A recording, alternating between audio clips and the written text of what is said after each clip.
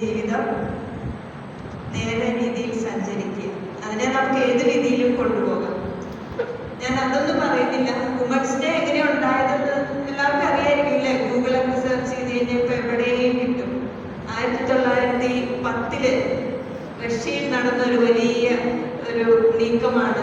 അവിടുത്തെ എന്താ പറയാ, ഒരു തൊഴിലിടത്തിന് നീതി ലഭിക്കാൻ വേണ്ടിയിട്ട് 15,000-ഓളം സ്ത്രീകൾ ഒന്ന് ചേർന്ന് അവരുടെ സമത്വത്തിന് വേണ്ടി, അതായത് ഒരേ ജോലിക്ക് ഒരേ കൂലി എന്നുള്ള ഒരു ആശയത്തിന് വേണ്ടിയിട്ട് അധ്വാനിച്ചതിന്റെ ഫലമാണ് 1911 അതെല്ലാ രാജ്യങ്ങളിലും വളരെ കുറച്ച് രാജ്യങ്ങളിൽ അവർ മാർച്ച് 8-ാം തീയതി ഇന്റർനാഷണൽ വുമൻസ് ഡേ ആയിട്ട് പ്രഖ്യാപിക്കുകയും അത് പിന്നീട് UN വന്നിട്ട് 1975 ഇത് ഇന്റർനാഷണൽ വുമൻസ് ഡേ ആയിട്ട് സെലിബ്രേറ്റ് ചെയ്ത് പിന്നെ വർഷാവർഷം ഇത് ആഘോഷിച്ചു പോരുന്നു.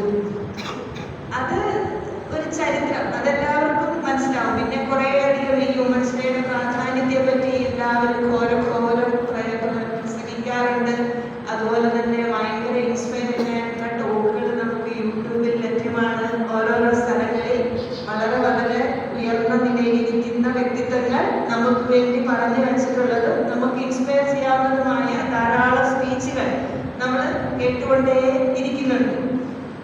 അത് ഇപ്രാവശ്യത്തെ വുമൻസ് ഡേ എന്ന് പറയുന്നത് ഒരു ആക്സിലറേഷൻ പ്രോസസ്സിന് വേണ്ടിയിട്ടായിട്ടാണ് അതിൻ്റെ ഒരു തീമായിട്ട് ഗവൺമെന്റ് വെച്ചിരിക്കുന്നത്. ആക്സിലറേഷൻ എന്ന് പറഞ്ഞാൽ എന്താ?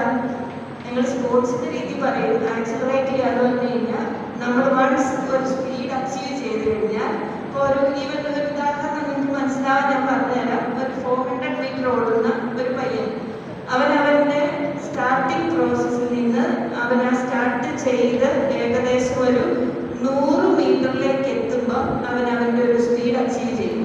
ആ സ്പീഡ് 400 മീറ്റർ വരെ മെയിൻറ്റെയിൻ ചെയ്യണം അല്ലേ? മെയിൻറ്റെയിൻ ചെയ്താൽ മാത്രമേ അവന് ആ ഒരു ഓട്ടം സക്സസ്ഫുൾ ആയിട്ട് കംപ്ലീറ്റ് ചെയ്യാനായിട്ട് പറ്റുള്ളൂ.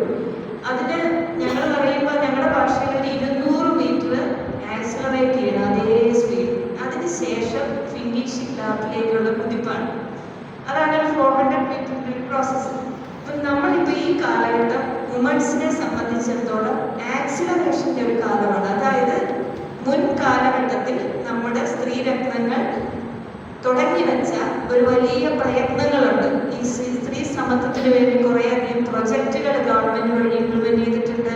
കുറേയേറെ പ്രയത്നങ്ങളുണ്ട്, കുറേ രീതിയിലുള്ള സംഘടനാ ശക്തികളുണ്ട്. അവരെയൊക്കെ അവരുടെ ആ പ്രവർത്തനങ്ങൾ അതുപോലെ തന്നെ ഒട്ടും പുറകോട്ട് പോകാതെ അതുപോലെ തന്നെ മെയിൻറ്റെയിൻ ചെയ്ത് ആക്സിലറേറ്റ് ചെയ്യപ്പെടേണ്ട ഒരു കാലമാണ് ഈ ഒരു കാലഘട്ടം 2020.